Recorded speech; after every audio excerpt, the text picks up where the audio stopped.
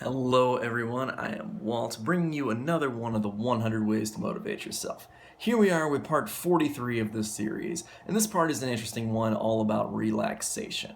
So this one is this idea that instead of relaxing by just sitting and watching things and, drinking and smoking and just kind of like deadening the mind, instead we should use creativity in our ways of relaxation so that we can strengthen our minds and become sharper. He uses the example here, like Steve Chandler, the author, does. He uses the example of Albert Einstein playing the violin and, of course, Winston Churchill painting as a manner of relaxation. Both of those being, challenging tasks, but if you're having fun with them, it's a little bit different.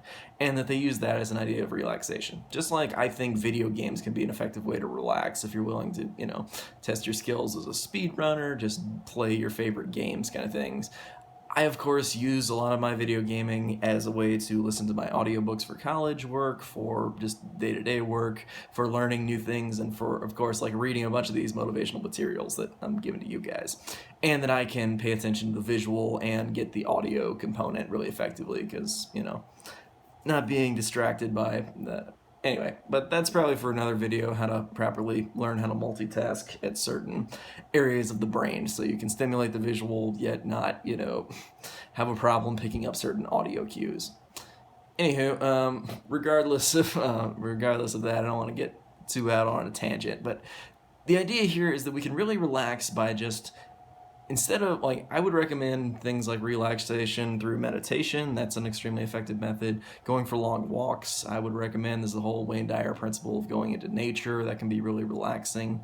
There's the idea, of course, like going to the beach. When you're at the beach or surfing in the ocean, we all know surfer dudes have really good attitudes, and there's kind of a link to being at the ocean and that kind of experience, regardless of what you want to think otherwise there.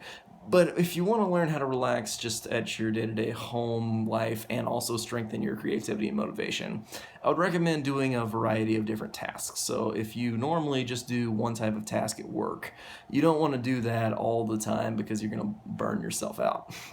And so the idea here is that you can really relax if you have a little bit of a diversity of what you're doing, what you're learning, what you're working on.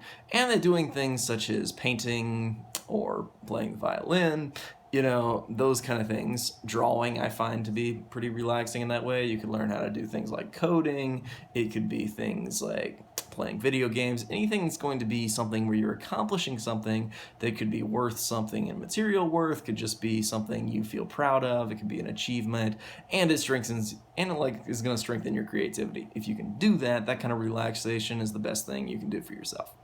Anyway, that's about it for part 43, so I'll see you guys next time with part 44. So stay tuned. I'll see you then.